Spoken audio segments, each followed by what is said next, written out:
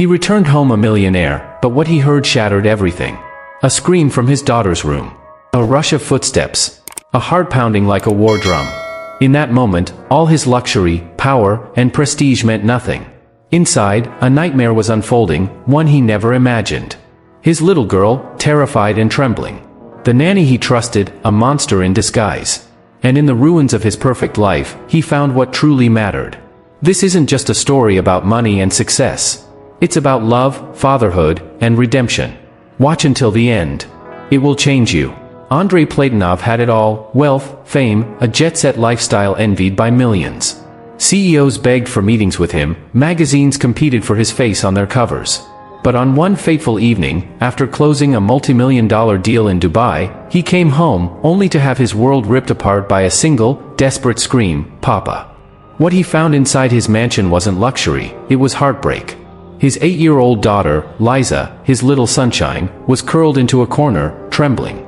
The woman he'd trusted to care for her, the nanny with the perfect resume, stood over her with cold fury in her eyes. In that instant, time stopped. Andrey, the titan of business, realized the cost of his empire, and it wasn't money.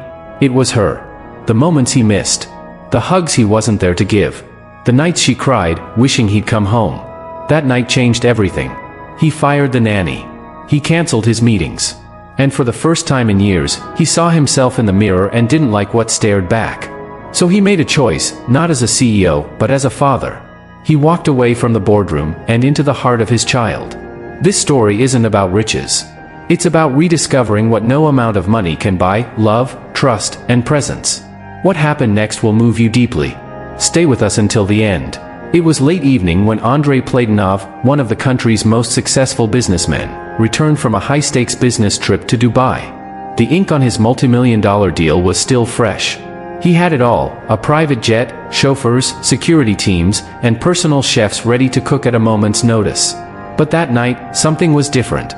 He stepped out of his luxury car in front of his high-walled mansion, nodding at the guards as usual. Yet the confidence that always clung to his face was gone. Instead, his eyes were clouded by exhaustion and a strange sense of unease, a gnawing feeling that something essential was slipping through his fingers. A feeling that not even all the money in the world could chase away. And then, he heard it. A high-pitched sound sliced through the stillness. A squeak. A sob. Then a scream, sharp, desperate, and unmistakably that of a child. "Papa!" Andrey's heart dropped. His body moved before his mind could catch up. He sprinted toward the door and burst through it with such force it felt like he might tear the house down.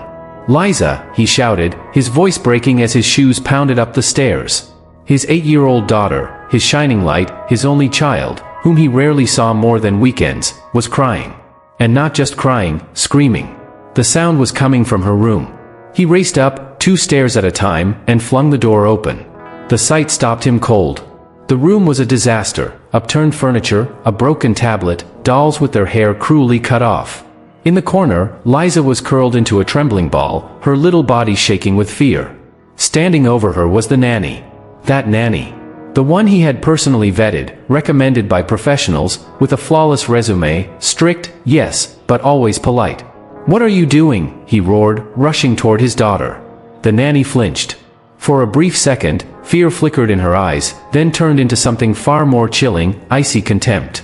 She deserved it, the woman spat coldly. Spoiled. Disrespectful. Someone had to teach her. Andrey didn't hear the rest. He sank to the floor and gathered Liza in his arms, cradling her with a desperation that felt primal. She clung to him, tiny fingers knotting into his shirt.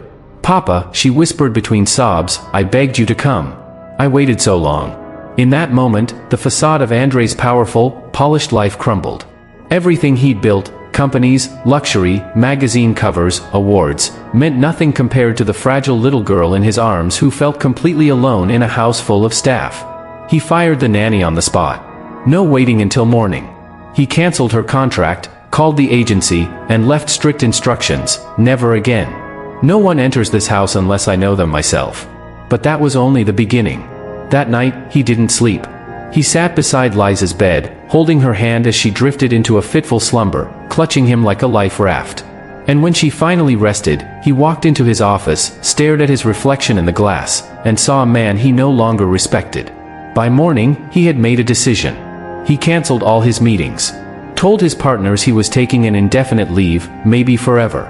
Then he packed up and took Liza to their countryside retreat. No guards. No staff. Just trees, birds, wind, and time. There, he cooked her breakfast himself, burned the eggs more than once. He clumsily braided her hair each morning and read fairy tales every night. And every evening, as she wrapped her arms around him and whispered, "Papa, I'm so happy you're home," something inside him healed. Months passed. The media stopped asking questions. His name faded from the headlines. But he heard something far more important each day: "I love you, Daddy."